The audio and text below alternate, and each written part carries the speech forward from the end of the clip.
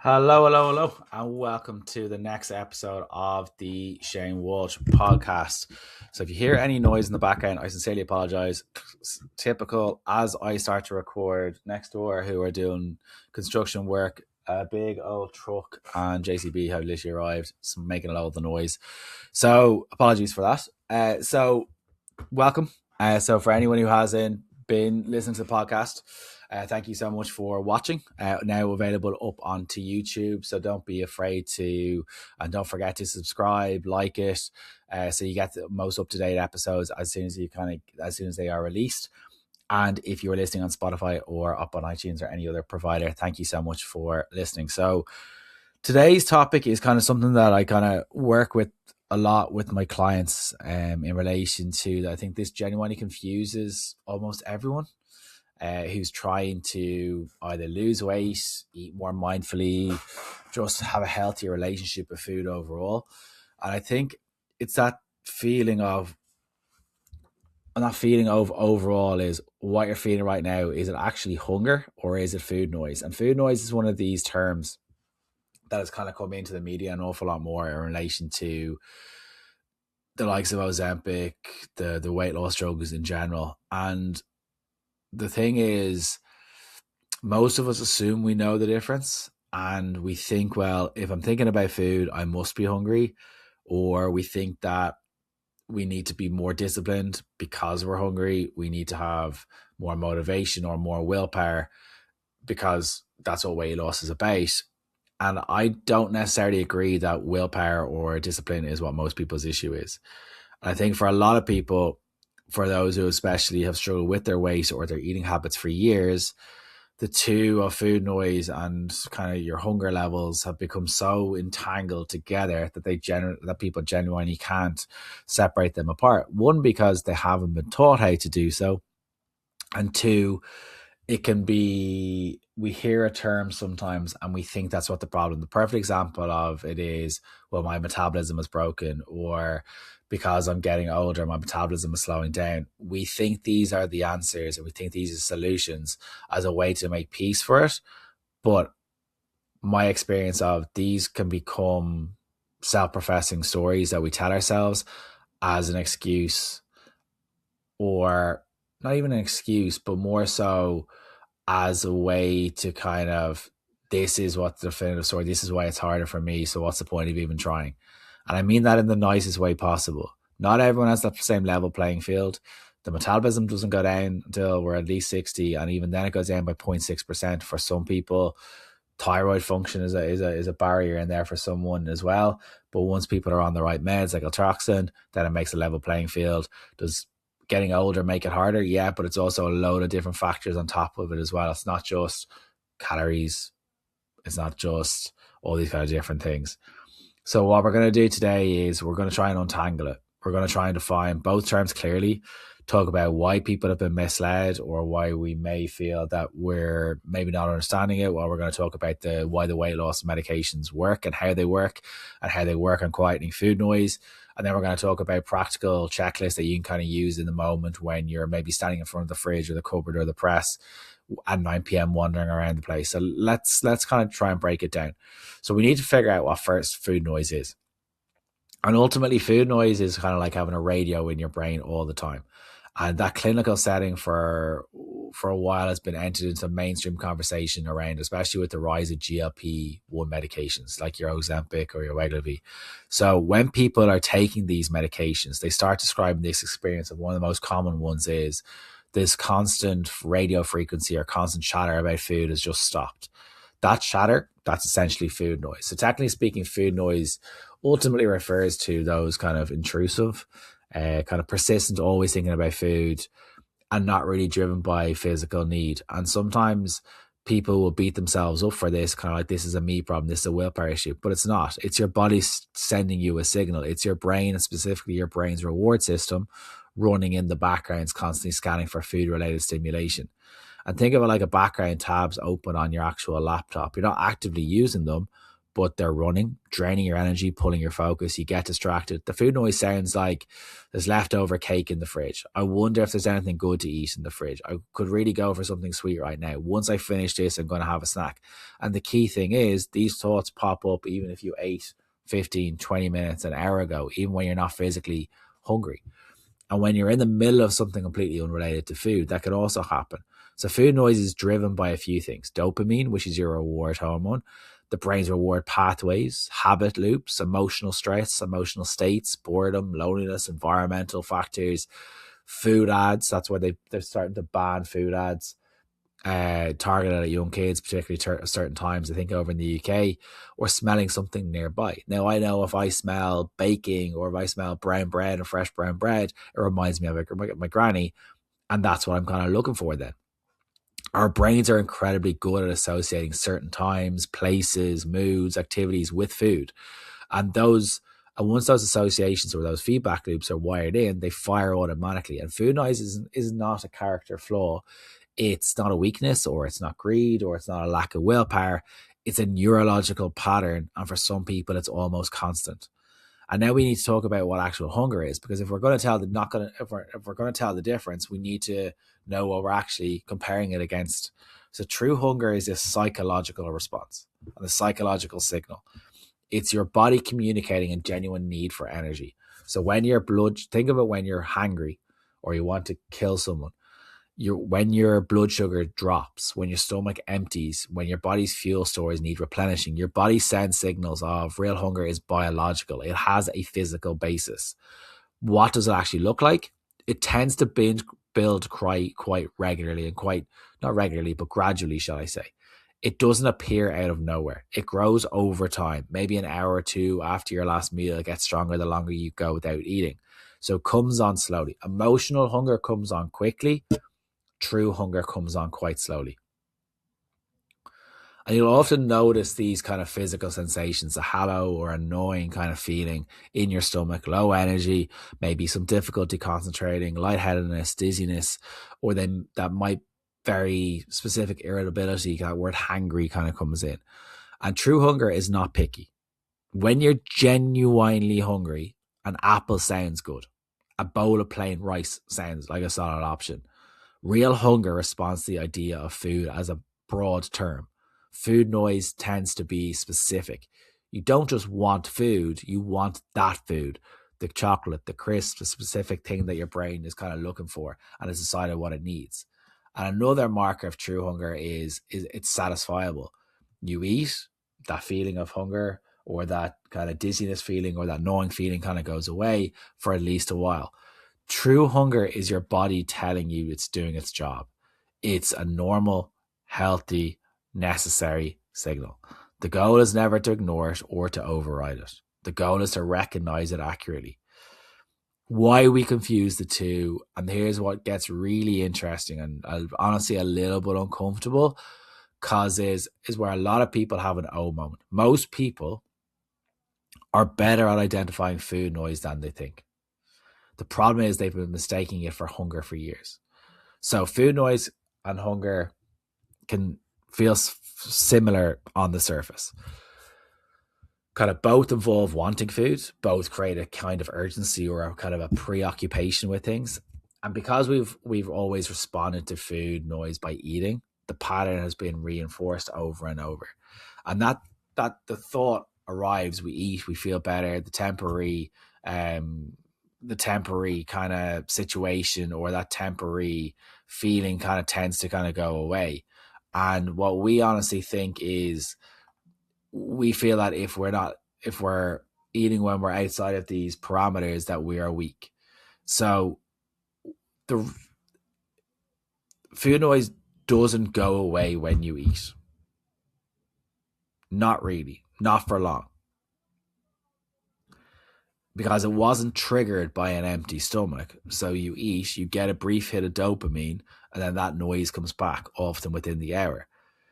And there are specific situations that make food noise louder and easier to confuse with hunger.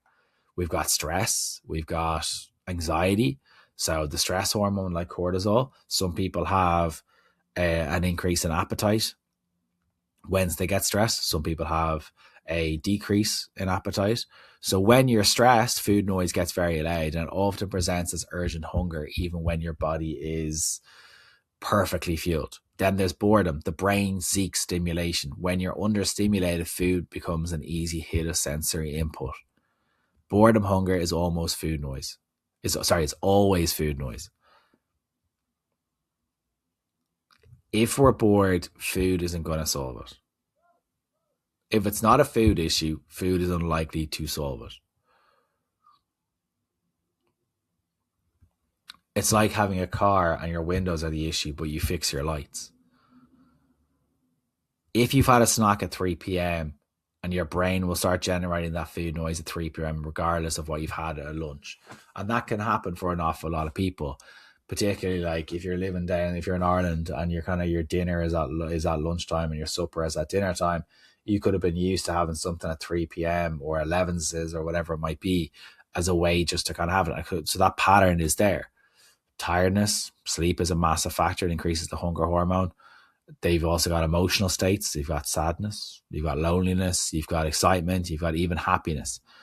And many of us have kind of learned through time to associate eating with emotional regulation.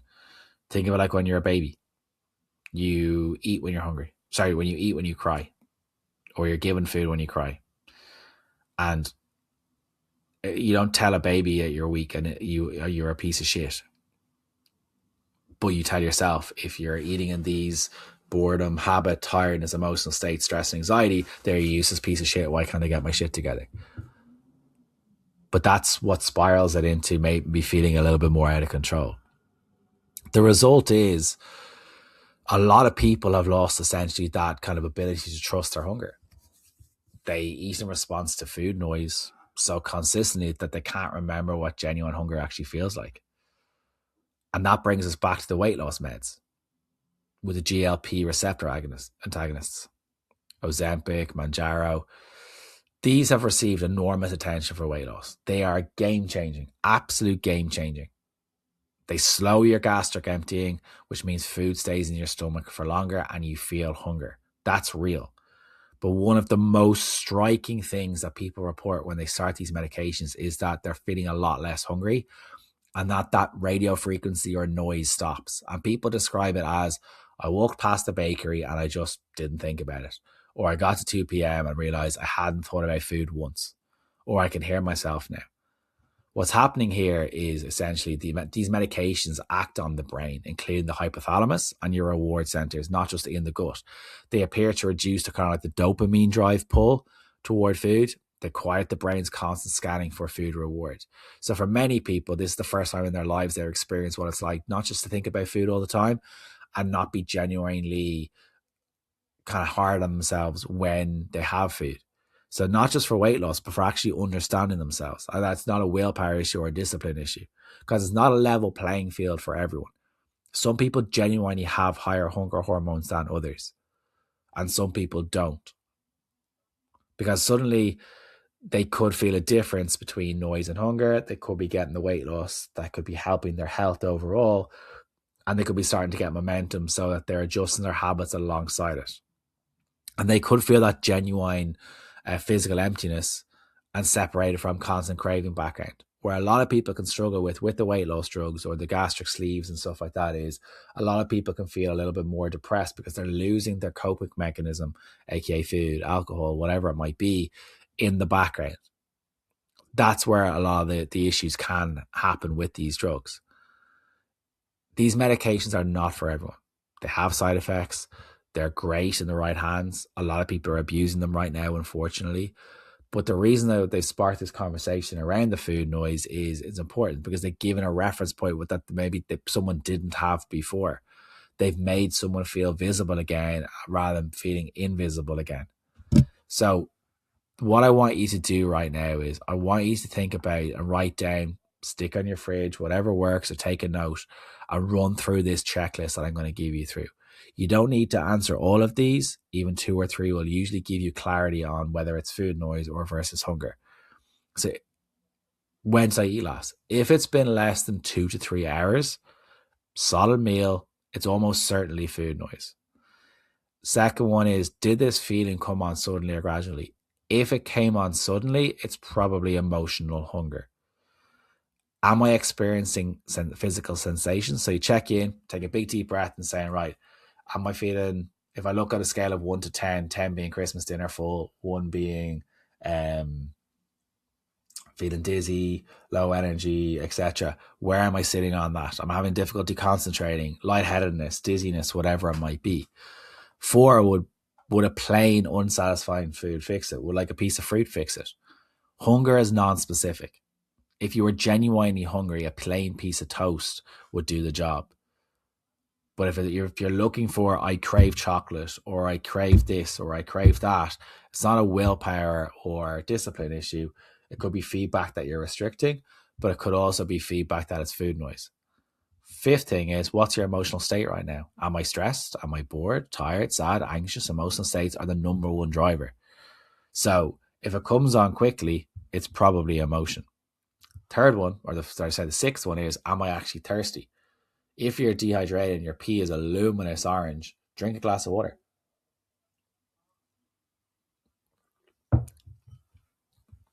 The 7th one is there a habitual place or time for it? Is it happening at 3 p.m.? Is it happening at 7 p.m.? Is it happening when I'm watching TV? Because habitual triggers generate food noise that mimics hunger. So if you can spot a pattern, it would be great. How urgent does this feel? Real hunger is patient. It says, I'll need food soon. Food noise is something urgent. Sense of panic, red alarm going off. And the last one is, am I tired? Fatigue amplifies food noise a fair bit. If you're sleep deprived or exhausted, your craving signals will be dialed up fairly quickly. So none of this is about white knuckling. Not about white knuckling your way through hunger. If you go through that checklist and it points to genuine physical hunger, eat. Please eat. That's your body doing what it should do. This is about building discernment. The ability to hear the signal clearly is important. So understanding that for a lot of us, it's food noise, it's hunger, habit, emotions, and sometimes people can hear the sentence of food noise and think that's what the issue is. Now, there are people who actually do suffer with food noise, but a lot of people, through no fault of their own, it may not be food noise. Don't try to mix up the two. So I hope that you can see that food noise is that persistent brain driving chatter about food that isn't rooted in actual physical need. True hunger is a psychological or a physiological signal that tends to build up quite slowly. Emotional hunger quickly, real hunger slowly. It's about practice. It's not that you're never going to overeat again. It's not that you're ever going to undereat again. It's not that you're ever going to not going to emotionally eat or stress eat or boredom eat or eat in front of the TV ever again. It's about understanding how you tick, taking a pause, checking in on yourself, and you won't look back. If you are struggling with food noise, if you are struggling with emotional eating, if you're looking to lose weight and improve your relationship with food once and for all, click on the link below and let's actually have a call. I have a couple of spaces open for one-to-one coaching. And it's great that while I was away, people were applying for it that were referrals for one-to-one from previous clients and a couple of clients currently. They mean the world to me. So thank you for that. So I hope today has helped. Hopefully you've learned something from today's episode. And if you have any queries or questions at all, don't be afraid to give us a shout.